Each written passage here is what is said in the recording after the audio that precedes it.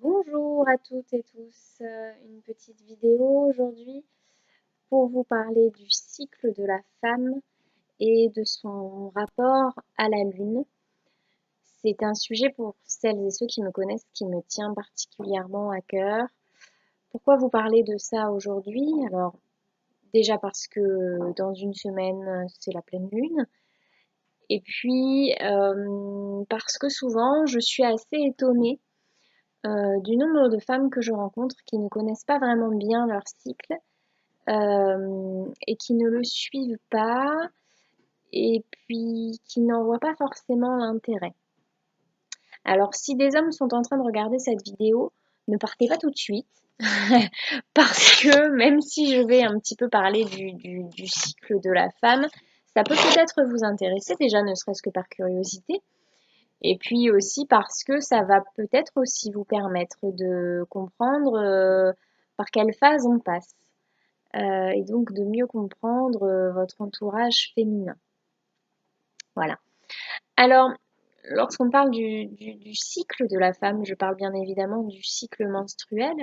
Euh, donc, quand on dit cycle menstruel, on pense tout de suite et en général euh, aux périodes des règles, alors que le cycle, c'est vraiment pas uniquement cette période-là, mais tout le reste. Donc le cycle de la femme au niveau menstruel, ça va être préovulation, ovulation, post-ovulation, règles. Donc c'est 4 phases. Euh, si on prend le sens étymologique du terme, c'est vraiment intéressant parce que la menstruation, ça vient du latin mensis, mensis, je ne sais pas comment ça se dit, et qui veut dire moi. Mais ce latin est lui-même issu d'un indo-européen qui veut dire lune. Et forcément, notre cycle est régi par les hormones, mais aussi et surtout par les énergies de la lune. On a le même temps de cycle à peu près que la lune, donc à peu près entre 28 et 29 jours. Euh, et on passe comme elle par 4 phases. Euh, donc la lune, ce sera la phase croissante, la pleine lune, la phase décroissante, la nouvelle lune. Donc 4 phases, comme nous. On peut aussi faire une analogie avec les 4 saisons, vous allez voir tout à l'heure, je vais vous en parler.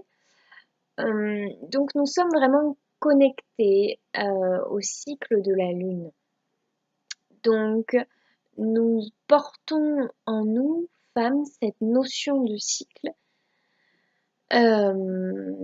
cette notion de petite mort et de renaissance. Voilà, le cycle de la vie, nous le portons vraiment en nous. Et d'ailleurs, les femmes portent la vie dans le sens propre du terme aussi, hein, puisque nous avons cette fabuleuse chance de pouvoir être enceinte et accoucher et donner la vie.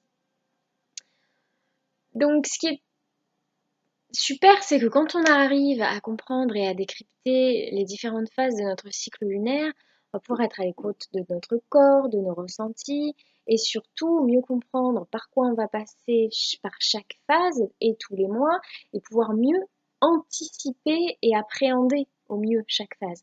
Je vais me dire, bon ben voilà, là je sais que je vais être fatiguée, je vais être bonne à rien, il va pas falloir trop m'en demander, donc ce que je peux repousser, je le repousse, ce que je peux déléguer, je le délègue. Je fais comprendre à mon entourage que j'ai besoin de calme, que j'ai besoin d'être un peu seule. Et puis ce que je repousse, ce que je peux repousser évidemment, mais c'est pas grave, on ne culpabilise surtout pas parce qu'on sait qu'après, la phase d'après sera une phase beaucoup plus dynamique, beaucoup plus dans l'action, beaucoup plus créative. Donc on aura d'autant plus d'énergie pour faire les choses et pour les faire bien. C'est qu'un exemple de, de, de tout ce que peut comporter ces 4 phases et comment on peut, j'ai envie de dire, jouer avec et réussir à juste suivre son corps et ses ressentis et pouvoir utiliser les bonnes énergies au bon moment. Donc c'est ça qui est super chouette. Et donc le fait de suivre son rythme lunaire est un merveilleux outil de compréhension de soi, un bon moyen de déculpabiliser aussi, parce que bah oui, on passe par toutes sortes de comportements, d'émotions, et c'est normal. C'est normal, Et c'est une chance, en fait. C'est une chance d'avoir toutes ces énergies, toutes ces émotions différentes euh, pour pouvoir l'utiliser au mieux. Et puis, pourquoi je vous parle de ça aussi? Déjà parce que le fait de se dire j'ai mon cycle lunaire, c'est quand même plus sympa, ou j'ai mes lunes, c'est quand même plus joli, c'est plus poétique, c'est plus sympa que de dire quand même j'ai mes règles, j'ai mon cycle menstruel. Hein. Le mot quand même a une connotation assez négative, c'est pas joli, ça donne pas envie, on n'a pas envie. Voilà. Donc c'est vraiment important pour moi. Si vous voulez vous connecter à votre corps, à votre féminin, au fait d'être femme, vous ne pouvez pas passer outre. Vous ne pouvez pas, pour moi, y arriver sans écouter votre corps et sans écouter votre cycle, sans suivre votre cycle euh, et sans avoir une compréhension non pas intellectuelle, mais vraiment de le vivre au fin fond de votre corps, ce cycle. Ça s'apprend, parfois c'est naturel pour certaines, parfois ça ne l'est pas. Euh, mais euh, avec le temps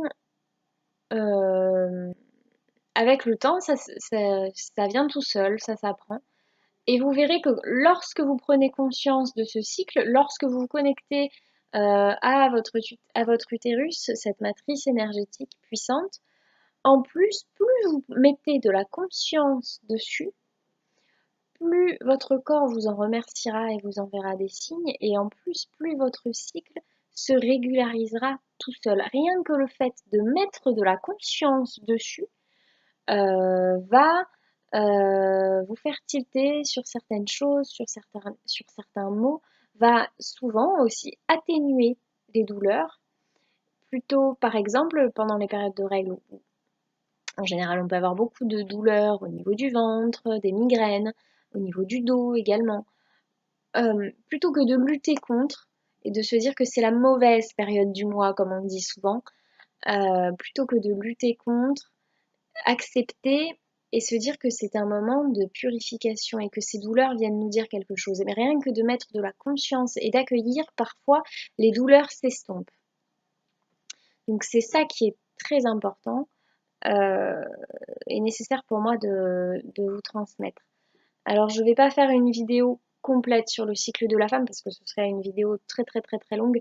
Peut-être qu'un jour je ferai un webinaire là-dessus s'il y a de la demande. Et si les choses se mettent en place et se réunissent pour, très certainement.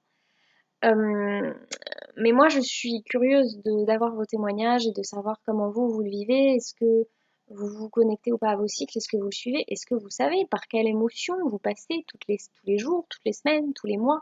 Ce qui se répète, ce qui ne se répète pas? Est-ce que vous vous connaissez en fait en tant que femme? C'est vraiment ça. Est-ce que vous vous connaissez en tant que femme? Est-ce que vous avez une réelle compréhension de votre corps? Et encore une fois, une compréhension certes mentale, parce que les connaissances peuvent nous y aider, ce qui a été écrit, ce qui a été dit peuvent nous y aider, mais surtout une compréhension du corps. Une compréhension du corps. Qu'est-ce que votre corps vous dit tous les mois? Qu'est-ce que vos émotions vous dit tous les mois? C'est important pour moi. Ça fait partie du fait de se connecter à soi, tout simplement. Donc, dites-moi ce que vous en pensez dans les commentaires, etc. Et puis, surtout, si ça vous parle pas, c'est pas grave. Moi, à l'époque, ça me parlait pas non plus. J'ai commencé à suivre mon cycle. J'étais un petit peu dubitative pour tout vous dire. Je me suis dit, bon, de toute façon, on va essayer, ça coûte rien, ça coûte du papier, un cahier, un stylo et le fait de tous les jours penser, ben voilà, tous les jours, tous les matins, parler de sa journée de la veille ou tous les soirs parler de sa journée. Qu'est-ce que j'ai vécu? Est-ce que j'ai eu mal à tel endroit? Est-ce que j'étais en colère? Est-ce que j'étais triste? Est-ce que j'étais plutôt créative, dynamique? Est-ce que j'avais besoin d'être seule? J'avais besoin d'être entourée? Est-ce que j'avais une hausse de libido ou au contraire une baisse? Est-ce que j'avais des fringales? Est-ce que j'avais des pertes? Est-ce que plein de choses, ça peut passer par plein de choses. Est-ce que j'avais des envies de maternité ou non? Est-ce que j'étais bien, tout simplement? Est-ce que j'avais envie de me balader dehors? Voilà. Juste noter ça, des choses qui peuvent paraître très anodines en fait. Noter ça, finalement, ça coûte rien. Ça coûte, allez, 5 minutes dans sa journée, le soir, en allant se coucher. Euh, et puis, au fur et à mesure, on se rend compte qu'il y a des choses qui se recoupent. Et ça, c'est chouette. Ça, c'est plutôt chouette. Et puis, comme je le disais tout à l'heure, surtout mettre de la conscience dessus. Et notre corps n'attend que ça. Notre corps n'attend que ça. Qu'on prenne enfin conscience de lui et pas uniquement pendant la période des règles, qui est la période qu'on redoute le plus, et quand même pas trop parce qu'on a des douleurs et parce que là, en fait, il nous laisse pas le choix. Là, il nous laisse pas le choix. Je suis là, je suis gonflée, j'ai mal. Donc là, on se rend compte qu'il est là, notre utérus. On se rend compte qu'il est là, notre corps. Sauf que il faudrait qu'on s'en rende compte un petit peu pendant tout le cycle, pendant toute notre vie, évidemment. Euh, les règles, c'est un moment de purification. Quand on le voit comme ça change vraiment la donne, ça change la façon dont on voit les choses. C'est plus la mauvaise période du mois, justement. Au contraire, c'est la période où on va purifier, libérer toutes les énergies, les émotions, tout ce qu'on a vécu pendant notre mois précédent, euh, qui ne nous va plus, dont on doit se libérer, qui n'est pas bon, pas juste pour nous. Et donc, par le sang, on vient venir libérer, purifier tout ça. Donc, c'est pas quelque chose de sale, bien au contraire. On a cette chance, nous, de pouvoir se purifier par le sang tous les mois. Euh, et en plus, c'est visible à l'œil, c'est-à-dire que c'est une purification qui se voit.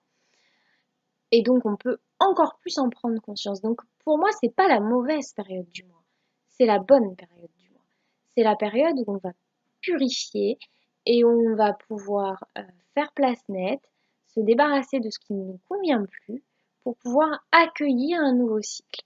C'est pour ça que tout à l'heure, je parlais de petite mort. C'est vraiment euh, déjà, lorsqu'on a ses règles, c'est un ovule qui n'est pas fécondé, donc c'est une petite mort en soi. Et c'est vraiment la mort, laisser derrière ce qui ne nous va plus. Faire le deuil de ce qui ne nous va plus, du cycle qui vient de passer, pour pouvoir accueillir le nouveau. Puis un nouveau cycle commence et se finit, et commence et finit. On est vraiment dans ce cycle de vie-mort-vie. Voilà.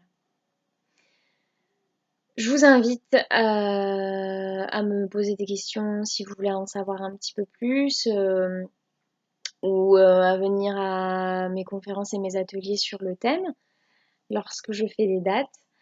Voilà, j'espère que ça vous a éclairé un petit peu. Ce n'est qu'une infime partie de ce que je pourrais vous dire sur le sujet qui me tient tant à cœur et qui est pour moi tellement essentiel à comprendre dans la vie d'une femme, tellement essentiel. Si vous voulez vous reconnecter ou vous connecter tout court à votre féminin, c'est vraiment quelque chose qu'il faut comprendre, ce terme de cycle. Voilà. Et d'ailleurs, pas forcément uniquement le cycle menstruel, le cycle de la femme, tout simplement. Ça va plus loin. Le cycle de la vie de la femme, les étapes initiatiques par lesquelles elle peut passer aussi, ça c'est un autre sujet, mais c'est lié aussi. Voilà, donc je vous laisse avec ça.